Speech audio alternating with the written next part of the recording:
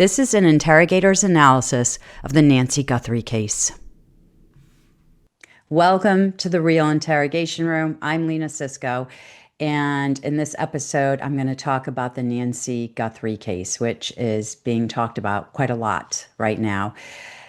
Let me just tell you this, and if you've seen a couple of my videos or know me, you know my style. It's very honest. I am very unbiased and objective with my analysis. I get right to the point. I don't like to get too philosophical.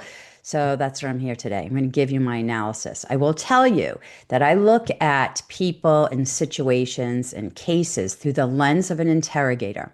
Now, what is different about that? As an interrogator, we're not just body language experts. We're not just detecting deception experts or human behavior experts. We're analysts. We're investigators. And so as an interrogator, not only do I have this keen ability to read people, but I also have to use my analytical mind to come up with lines of questioning to get the information that I need to answer intelligence requirements, or in this case, to solve a crime, right? Or to figure out what's going on. So that's what I'm going to give you today. It's very honest, it's unbiased, my opinion about the little information I have. So let me tell you what I don't have. In cases like this, I like to have the 911 call so I can analyze that for truthfulness and accuracy. I would like to do a sentence and word analysis on the ransom notes, but I don't have any of that. The only thing I have for analysis is to use the plea videos where Savannah, her sister, and her brother do, the two of them, and then Savannah's plea on her own. So that's what I'm going to talk about in this episode. Now, you guys can watch all of the news media outlets. There's a lot coming out about this case. We know that we have the camera video footage of the masked man with the backpack and the gun that came to the door. We know that there was drops of Nancy's blood on the front door, and I think today they just released the fact that some money has transferred via Bitcoin into account, and they're tracing that down. There was a guy that was detained. He was released because he resembled the picture of the guy who came to the front door. So all of that's going around. As an interrogator, we love that stuff, right? Because that helps us put the entire picture together. If I don't have the entire picture, it is really hard to solve a case, to solve a crime. So let's go through the pleas. This is what I do have. It's the only concrete evidence right now that has been released that I can analyze for you all and give you my analysis of what I see in here. So we're going to go through the first plea first. And right now I'm going to stop and pause because I will play it for you and then I'll talk about it afterwards. Before I get to the analysis of that video, let me just talk about the guy that showed up at the front door. So with my interrogator mindset, some questions that immediately come to me regarding the guy coming up to the doorbell camera in his backpack and the mask is, how did you know she was home? Now, people may assume, well, it's 2 o'clock in the morning. Of course, she's going to be home. How do you know that? She could have been on vacation. She could have been staying over one of the family members' house. She could have been hospitalized. How did you know that she was home? Right? That's number one. Number two, you have a backpack. So that means you have some supplies in there. You have some tools. You have come prepared to do whatever you're going to do. And how'd you get in? That's what I want to know. How did you get in that front door? Because I don't think that's been released yet. So those are questions going through my mind. Of course, the usual, well, who was it? Where did this person take her? I mean, that's the usual stuff. But the stuff that we tend not to think of is how an interrogator's brain thinks, right?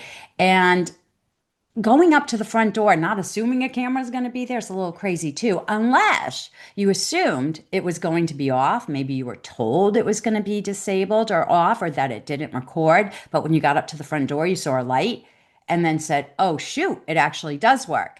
And then went back to grab something to put over it. So that's the things that bother me, right? But really, how did you know she was going to be home?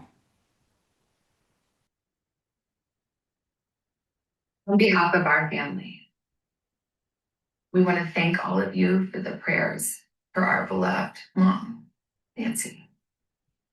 We feel them. And we continue to believe that she feels them too. Mama, Mama, if you're listening, we need you to come home. We miss you.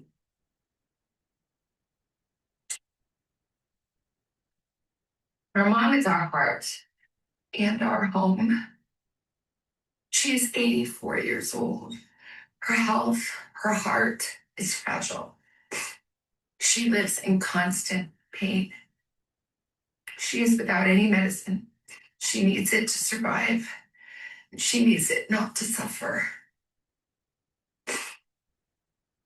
We too have heard the reports about a ransom letter in the media. As a family, we are doing everything that we can. We are ready to talk. However, we live in a world where voices and images are easily manipulated. We need to know, without a doubt, that she is alive and that you have her. We want to hear from you, and we are ready to listen. Please reach out to us. Let me first say that I know this looks and sounds contrived. It doesn't look normal or natural. We get the sense that they have these frozen bodies, that they're lacking the emotion that they should have, that the words even are a little funny, like when Annie says, Mama. Like it just doesn't sound right. The cadence of their speech is way off that a natural cadence would be. So you know this message is not coming from the heart. It's coming from a script. And it was probably scripted by a hostage negotiator, maybe somebody at FBI, because this script, I think, was meant to intend to send specific messages to the kidnapper to convince the kidnapper that, hey, we're going to play your game with you. We just want our mom safe. And so they use language that will resonate with kidnappers to diffuse the situation. So that's why it sounds weird, because it is weird. It's not the words that Savannah or Annie would have used. So here they are. They have to read a script. Savannah's used to being on TV. She's not nervous. Annie, however, so nervous. She has all this cortisol coming off. How can I tell? Because she's licking her lips a lot. She does a lot of mouth movements, hard swallows.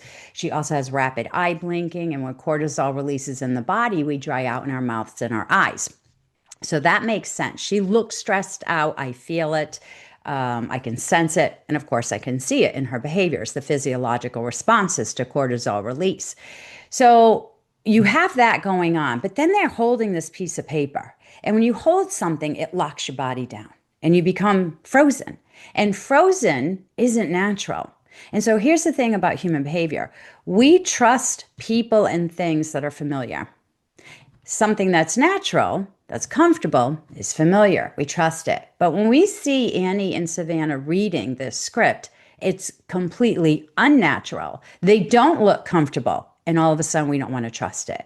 So I have heard from people saying, I don't buy it. This is a setup. They're covering up the murder. There's no emotion. While that may be true, and it certainly looks that way, you also have to understand the analysis part, which is this was scripted. This is not their words. This is not coming from their hearts. So, and they're holding this paper, locking down any movement. When people talk, they move. Look at me. I move all the time. It's natural. It's normal. Therefore, you trust me because I'm a familiar. And there's nothing I'm doing that says, oh, that's odd. But their behavior's odd. Well, now you know why. Because they're reading from a script. Had they not done this and had they just spoken from the heart, people would have an entirely different opinion about this case and especially about them and their emotions tied to it. Now, do I see true emotion in Annie and Savannah? Absolutely. I see sadness. You can definitely see it in Savannah. She's closest to the camera. There's tears. The mucous membranes are firing up, right? Because of that emotion. So you can hear that going on. She's getting congested. She's sniffling. You see the tears. You see the sadness in the face, the corners of the mouth coming down. So that's a check. That is real sadness. I see it in Annie too. And her voice cracks at one time from the emotion. Her mouth drops down. The corners of her mouth drop down. And they almost have this pinching of the face, both of them, with holding back tears, knowing they're on camera being filmed, but it's still sadness. So I see that all going on.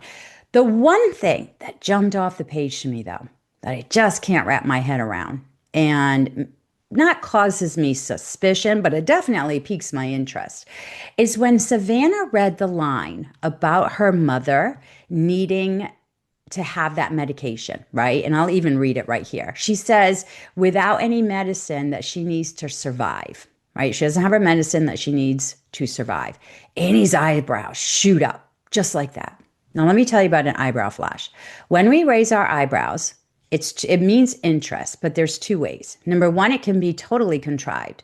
And a person can do that to say, hey, pay attention. What I'm going to say, I want you to be interested in. So I'm going to raise my eyebrows as I say it. Or number two, they're showing real interest. And I don't know why, as body language experts, we're not mind readers. So why did that particular line give Annie so much interest and her eyebrows shot up? Was it because she didn't read that? She wasn't expecting it in the script? I don't know. I can't read her mind, but I know that was a hot spot for her. And those eyebrows really flashed up as if to say, wow, like my mom needs medication or she's going to die. She can't survive. The other time that she does it is when she says, when Savannah says, we feel them, talking about the prayers coming from everybody, and we continue to believe that she feels them too, referring to her mom. Annie shakes her head no.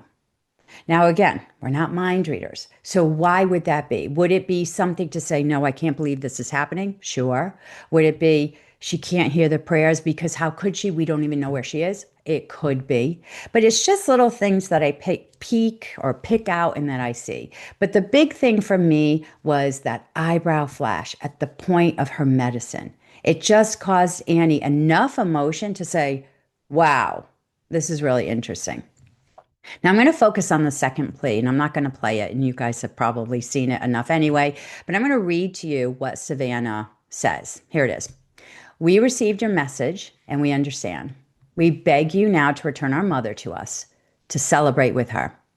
This is the only way we will have peace. This is very valuable to us, and we will pay. So again, it's scripted. So it sounds really odd to me. It sounds completely contrived because it's scripted and it's not coming from their heart. But I have a problem with one word. Now, I know if you've seen Nancy Grace talk about it, she was like, oh, I have a problem with a word because why would you celebrate? Celebration of life? I never thought that because I listened to With Her. And I was like, okay, with her connection, that's really good. But the word I have a problem with, and whoever scripted this should have known better. But this is what I have a problem with. This is very valuable to us. What does this mean? It's too vague. They should be saying, Nancy, our mother, is the most important thing in the world for us. We'll do anything. We'll pay your ransom. But they say this is very valuable. I have a hard time connecting what this refers back to. So to me, it's a little distancing. It's a little vague. I would have liked her to say something more specific, more heartfelt. So that's the only thing that really sticks out to me. So let me talk about the last message that Savannah did on her own. And some of you may see it and you may be body language experts and you may look at it and say, oh no, she leaked contempt. She's lying. There could be another reason for that contempt. And contempt is this. It's that half smile, right? People call it a smirk. What it means is moral superiority. And it can be congruent or incongruent. And you know that the best indicator of deception is behavioral incongruency when the body language doesn't match the spoken language. So Savannah leaked contempt after she said this in her plea or in her statement. No matter where you are, even if you're far from Tucson. And she did this. It just doesn't make sense to me. Why would she feel morally superior after saying, hey, even if you're not in the area? So I just put it over here because, again, I'm not a mind reader. I don't know yet. And I don't have a lot of things to work with in this case. But it could be the fact that this is also scripted. And maybe that came out as a way of saying, yes, I remembered what to say. because that was a critical point for me to say, hey, even if you're not in Tucson, no matter how far away you are, I want you to hear this message. So you have that contempt. We don't know what it means. It does mean moral superiority. It has a couple of things behind it that it could be. So be careful not to jump the gun and quickly assume that everyone who leaks contempt is lying, because that's not the case. She also does shoulder shrugs when she says, so I'm just coming on to ask you. And she does this because I believe that's not just what she's doing. She is praying, pleading with you to return her mother.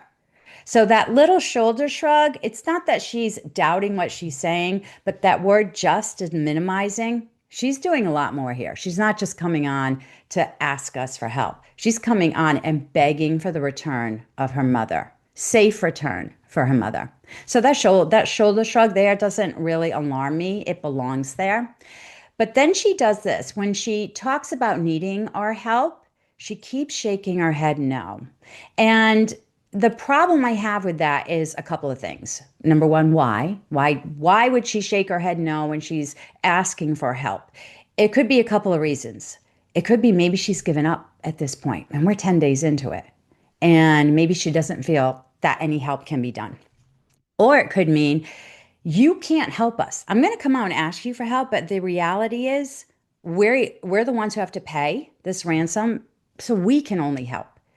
So again, you don't know why you see her shaking her head no, but it could mean that she realizes the family, are the only ones who can help in this situation, and that is to communicate with the kidnapper or kidnappers and pay this ransom.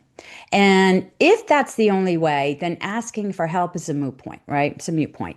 Nobody can help in that situation because they're holding all the cards. So that's my analysis. It's not a lot. But again, we don't have a lot to go on. I will say that I will be watching this case very closely, and I do hope for a safe return. It's a terrible thing. It's extremely sad. And hopefully, at some point, they can come on and give a heartfelt message. And maybe that would sway how the public views them.